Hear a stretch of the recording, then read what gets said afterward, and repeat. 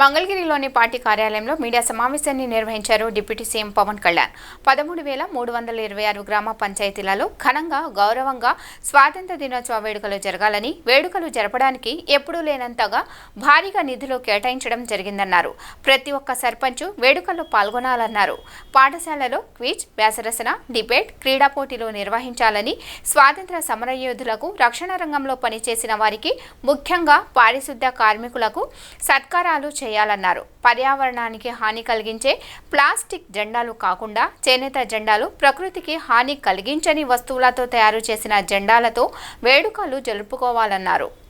ప్రతి ఒక్క పంచాయతీలో సర్పంచులు తలెత్తుకొని సగౌరవంగా జెండా వందనం చేసేలాగా రాష్ట్రంలోని ఎన్డీఏ ప్రభుత్వం నిర్ణయం తీసుకుంది. ఆగస్టు 15న స్వాతంత్ర దినోత్సవ వేడుకల నిర్వహణకు నిధులు కొరత లేకుండా చేశాం. చిన్న పంచాయతీలకి 10,000 రూపాయలు, మేజర్ పంచాయతీలకి 25,000 రూపాయల చొప్పున నిధులు సమకూరుస్తున్నాం. దానికోసమని జీవోను కూడా రిలీజ్ చేశాం. దీనిని పంచాయతీ సర్పంచులు దీన్ని పూర్తిగా సద్వినియోగం చేసుకోమని నేను విన్నవించుకుంటా ఉన్నాను. ఇప్పటి వరకు పంచాయతీలకి ఇంత పెద్ద స్థాయిలో ఆగస్టు 15, జనవరి 26 వేడుకలకు నిధులు ఇచ్చింది లేదు. 34 సంవత్సరాలుగా 1990 నుంచి ఈ మొత్తం ఇప్పటిదాకా పెంచలేదు. 100 రూపాయలు, 200 రూపాయలు చొప్పున ఇచ్చేవాళ్ళు. ఈ మొత్తాన్ని గణనీయంగా పెంచాలని చెప్పి కూటమి ప్రభుత్వం నిర్ణయం తీసుకొని జీవో జారీ చేసింది.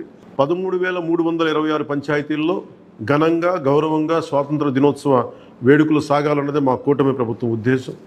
ఇప్పటి వరకు సర్పంచులు అతి స్వల్ప మొత్తాలతో వేడుకలను ఘనంగా చేయలేకపోయేవాళ్ళు. ఈ విషయం నా దృష్టికి వచ్చింది రివ్యూస్లో. దీనిపైన ఉన్నతాధికారులతో మాట్లాడి ఏ దశలోనూ ప్రజలు ఎన్నుకున్న సర్పంచుల ఆత్మగౌరవం తగ్గకుండా దేశంలో పవిత్రమైన 15 ఆగస్టు గణతంత్ర వేడుకలు గర్వంగా చేసుకునేలాగా, సగర్వంగా చేసుకునేలా చర్యలు తీసుకొని చాలా స్పష్టంగా ఆదేశాలు ఇచ్చారు. ఆ దిశగానే నిర్ణయం చేశాం.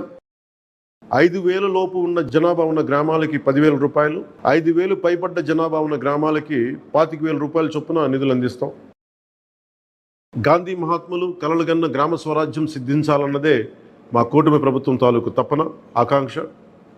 అందులో భాగంగానే పంచాయతీలకి తీర్చిదిద్దే ప్రక్రియకు శ్రీకారం చుట్టాం. ఈ ఆగస్టు 15 నుంచి పారిశుద్ధ నిర్వహణ, రక్షిత తాగునీటి సరఫరా, మౌలిక వసతులతో కల్పనతో గ్రామాల సర్వతోముఖాభివృద్ధి దిశగా అడుగులు వేస్తున్నాం. గౌరవ సర్పంచులందరికీ నా విజ్ఞాపన, ప్రభుత్వం నుంచి విన్నపం, ఆగస్టు 15 నాటి వేడుకల్లో అందరి భాగస్వామ్యం ఉండాలి.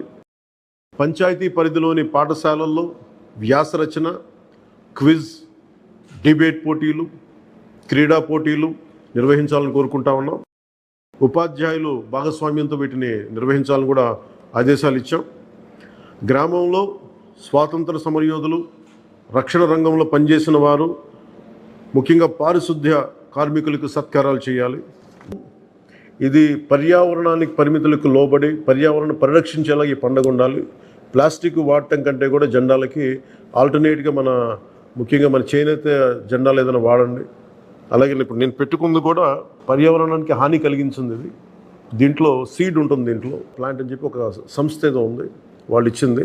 మేము ఈ స్థాయిలో మీకు దొరికినంత దాంట్లో పర్యావరణాన్ని పరిరక్షించేలాగా ప్లాస్టిక్ మన జెండా పండుగ అని చెప్పి ప్లాస్టిక్ అంతా రోడ్ల మీద పడేస్తాం. అలా కాకుండా చాలా బాధ్యత తొందరగా జరుపుకోవాలి అని తెలియజేసుకుంటూ సెలవు తీసుకున్నాను. జై హింద్.